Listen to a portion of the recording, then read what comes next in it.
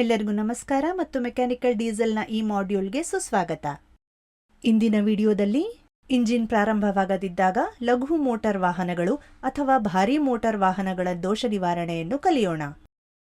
ಈ ವಿಡಿಯೋದ ಕೊನೆಯಲ್ಲಿ ನೀವು ಮಾಡಬಹುದು: ಎಂಜಿನ್ ಪ್ರಾರಂಭವಾಗದಿರಲು ಕಾರಣಗಳನ್ನು ಸರಿಪಡಿಸಿ, ಯಾಂತ್ರಿಕ ಮತ್ತು ವಿದ್ಯುತ್ ಎರಡೂ, ಹೆಚ್ಚಿನ ಇಂಧನ ಬಳಕೆಯ ಕಾರಣಗಳನ್ನು ಸರಿಪಡಿಸಿ, ಎಂಜಿನ್ ಮಿತಿಮೀರಿದ ಕಾರಣಗಳನ್ನು ಸರಿಪಡಿಸಿ, ಕಡಿಮೆ ವಿದ್ಯುತ್ ಉತ್ಪಾದನೆಗೆ ಕಾರಣಗಳನ್ನು ಸರಿಪಡಿಸಿ, ಎಂಜಿನ್ ತೈಲ ಬಳಕೆಯ ಕಾರಣಗಳನ್ನು ಸರಿಪಡಿಸಿ, ಕಡಿಮೆ ಅಥವಾ ಹೆಚ್ಚಿನ ಎಂಜಿನ್ ತೈಲ ಒತ್ತಡದ ಕಾರಣಗಳನ್ನು ಸರಿಪಡಿಸಿ, ಎಂಜಿನ್ ಶಬ್ದದ ಕಾರಣಗಳನ್ನು ಸರಿಪಡಿಸಿ. ಉಪಕರಣಗಳನ್ನು ಸಂಗ್ರಹಿಸೋಣ. ಟ್ರೇನಿಗಳ tool kit 1, socket spanner set 1, torque wrench 1, feeler gauge 1, multi cylinder diesel engine 1, multimeter 1, pressure gauge 1, injector ಪರೀಕ್ಷಾ ಯಂತ್ರ 1, ಸೀಮೆಎಣ್ಣೆ ಅಗತ್ಯವಿರುವಂತೆ, ಸೋಪ್ ಆಯಿಲ್ ಅಗತ್ಯವಿರುವಂತೆ, ಲೂಬ್ರಿಕೆಂಟ್ ಆಯಿಲ್ ಅಗತ್ಯವಿರುವಂತೆ, ಶುಚಿಗೊಳಿಸುವ ಬಟ್ಟೆ ಅಗತ್ಯವಿರುವಂತೆ, ಎಮೆರಿ ಪೇಪರ್ ಅಗತ್ಯವಿರುವಂತೆ ಮತ್ತು ಗ್ರೀಸ್ ಅಗತ್ಯವಿರುವಂತೆ. ವಿದ್ಯುತ್ ಕಾರಣಗಳಿಂದ ಎಂಜಿನ್ ಪ್ರಾರಂಭವಾಗುವುದಿಲ್ಲ. ಬ್ಯಾಟರಿ ಟರ್ಮಿನಲ್ಗಳನ್ನು ಸಡಿಲಗೊಳಿಸುವಿಕೆ ಅಥವಾ ತುಕ್ಕಿಗಾಗಿ ಪರಿಶೀಲಿಸಿ.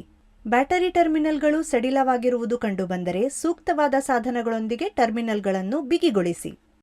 ಬ್ಯಾಟರಿ ಟರ್ಮಿನಲ್ಗಳು ತುಕ್ಕು ಹಿಡಿದಿರುವುದು ಕಂಡುಬಂದರೆ ಅಡಿಗೆ ಸೋಡಾ ಮುಂತಾದ ಕ್ಲೀನಿಂಗ್ ಏಜೆಂಟ್ನೊಂದಿಗೆ ಟರ್ಮಿನಲ್ಗಳನ್ನು ಸ್ವಚ್ಛಗೊಳಿಸಿ. ಸ್ಟಾರ್ಟರ್ ಸ್ವಿಚ್ ಅನ್ನು ಪರಿಶೀಲಿಸಿ. ಸ್ಟಾರ್ಟರ್ ಸ್ವಿಚ್ ದೋಷಪೂರಿತವಾಗಿದೆ ಎಂದು ಕಂಡುಬಂದರೆ ಅದನ್ನು ಉತ್ತಮವಾಗಿ ಬದಲಾಯಿಸಿ. ಬ್ಯಾಟರಿಯನ್ನು ಪರಿಶೀಲಿಸಿ. ಬ್ಯಾಟರಿ ಟರ್ಮಿನಲ್ಗಳಲ್ಲಿ ಮಲ್ಟಿಮೀಟರ್ ಪ್ರೋಬ್ಗಳನ್ನು ಇರಿಸಿ ಮತ್ತು ಅದರ ವೋಲ್ಟೇಜ್ ಅನ್ನು ಅಳೆಯಿರಿ. ಕಡಿಮೆ ಅಥವಾ ಡಿಸ್ಚಾರ್ಜ್ ಆಗಿರುವುದು ಕಂಡುಬಂದರೆ ಬ್ಯಾಟರಿಯನ್ನು ರೀಚಾರ್ಜ್ ಮಾಡಿ. ಸ್ಟಾರ್ಟರ್ ಮೋಟಾರ್ ಅನ್ನು ಪರಿಶೀಲಿಸಿ. ಸ್ಟಾರ್ಟರ್ ಮೋಟಾರ್ ಪರಿಶೀಲಿಸಿ. ಅದು ಕಾರ್ಯನಿರ್ವಹಿಸದಿದ್ದರೆ ಅಥವಾ ದೋಷಯುಕ್ತವಾಗಿದ್ದರೆ ಅದನ್ನು ಉತ್ತಮವಾದದರೊಂದಿಗೆ ಬದಲಾಯಿಸಿ. ಯಾಂತ್ರಿಕ ಕಾರಣಗಳಿಂದ ಎಂಜಿನ್ ಪ್ರಾರಂಭವಾಗುವುದಿಲ್ಲ. ಟ್ಯಾಂಕ್ನಲ್ಲಿ ಇಂಧನವನ್ನು ಪರಿಶೀಲಿಸಿ. ಇಂಧನವಿಲ್ಲದಿದ್ದರೆ ನಂತರ ಟ್ಯಾಂಕ್ ಅನ್ನು ಇಂಧನ ತುಂಬಿಸಿ. ತಡೆಗಟ್ಟಲು ಇಂಧನ ಕೊಳವೆಗಳನ್ನು ಪರಿಶೀಲಿಸಿ. ಇಂಧನ ಪೈಪ್ಗಳಲ್ಲಿ ಯಾವುದೇ ಅಡೆತಡೆ ಕಂಡುಬಂದರೆ ಇಂಧನ ಲೈನ್ ಕ್ಲೀನರ್ ಅಥವಾ ಡೀಸೆಲ್ ಇಂಜೆಕ್ಟರ್ ಕ್ಲೀನರ್ ಬಳಸಿ ಇಂಧನ ಪೈಪ್ಗಳನ್ನು ಸ್ವಚ್ಛಗೊಳಿಸಿ. ಇಂಧನ ತುಂಬುವಿಕೆ ಪರಿಶೀಲನೆ. ಯಾವುದೇ ಅಡಚಣೆ ಕಂಡುಬಂದರೆ ಅವುಗಳನ್ನು ಉತ್ತಮವಾದುದರೊಂದಿಗೆ ಬದಲಾಯಿಸಿ. ಸೈಲೆನ್ಸರ್ ಮತ್ತು ಎಕ್ಸಾಸ್ಟ್ ಮ್ಯಾನಿಫೋಲ್ಡ್ ಅನ್ನು ಪರಿಶೀಲಿಸಿ. ಯಾವುದೇ ಅಡಚಣೆ ಕಂಡುಬಂದರೆ ಅವುಗಳನ್ನು ಸ್ವಚ್ಛಗೊಳಿಸಿ. ಇಂಜೆಕ್ಷನ್ ಸಮಯವನ್ನು ಪರಿಶೀಲಿಸಿ.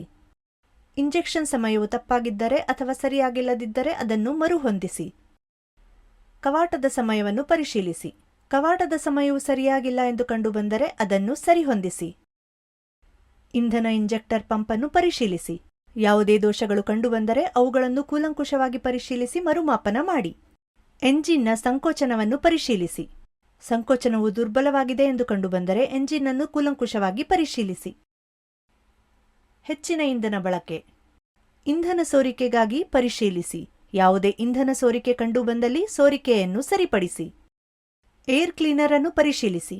ಯಾವುದೇ ಅಡಚಣೆಗಳು ಕಂಡುಬಂದರೆ ಸ್ವಚ್ಛಗೊಳಿಸಿ. ಇಂಜೆಕ್ಟರ್ ಅನ್ನು ಪರಿಶೀಲಿಸಿ. ಇಂಜೆಕ್ಟರ್ನಲ್ಲಿ ಯಾವುದೇ ದೋಷಗಳು ಕಂಡುಬಂದರೆ ಅದನ್ನು ಬದಲಾಯಿಸಿ.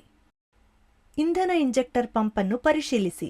ಯಾವುದೇ ದೋಷಗಳು ಕಂಡುಬಂದರೆ ಅವುಗಳನ್ನು ಕೂಲಂಕುಷವಾಗಿ ಪರಿಶೀಲಿಸಿ ಮರುಮಾಪನ ಮಾಡಿ. ಎಂಜಿನ್ನ ಸಂಕೋಚನ ಒತ್ತಡವನ್ನು ಪರಿಶೀಲಿಸಿ. ಸಂಕೋಚನ ಒತ್ತಡವು ವ್ಯಾಪ್ತಿಯಲ್ಲಿರದಿದ್ದರೆ ಎಂಜಿನ್ ಅನ್ನು ಕೂಲಂಕುಷವಾಗಿ ಪರೀಕ್ಷಿಸಿ. ಎಂಜಿನ್ ಮಿತಿಮೀರಿ ಕಾಯುವುದು. ರೇಡಿಯೇಟರ್ನಲ್ಲಿ ನೀರಿನ ಮಟ್ಟವನ್ನು ಪರಿಶೀಲಿಸಿ. ರೇಡಿಯೇಟರ್ನಲ್ಲಿ ನೀರಿನ ಮಟ್ಟ ಕಡಿಮೆ ಇದ್ದರೆ ರೇಡಿಯೇಟರ್ ಅನ್ನು ತುಂಬಿಸಿ. ಬಾಹ್ಯ ಸೋರಿಕೆ ಮತ್ತು ಕುಗ್ಗುವಿಕೆಗಾಗಿ ರೇಡಿಯೇಟರ್ ಮೆದುಗೊಳವೆ ಪರೀಕ್ಷಿಸಿ.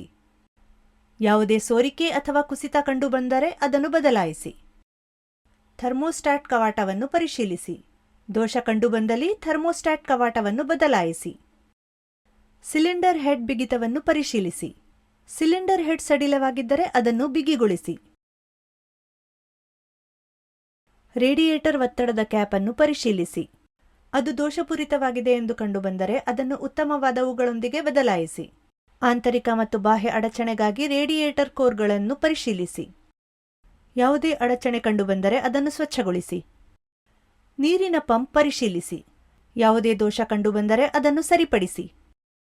ಸೈಲೆನ್ಸರ್ ಮತ್ತು ಎಕ್ಸಾಸ್ಟ್ ಮ್ಯಾನಿಫೋಲ್ಡ್ ಅನ್ನು ಪರಿಶೀಲಿಸಿ.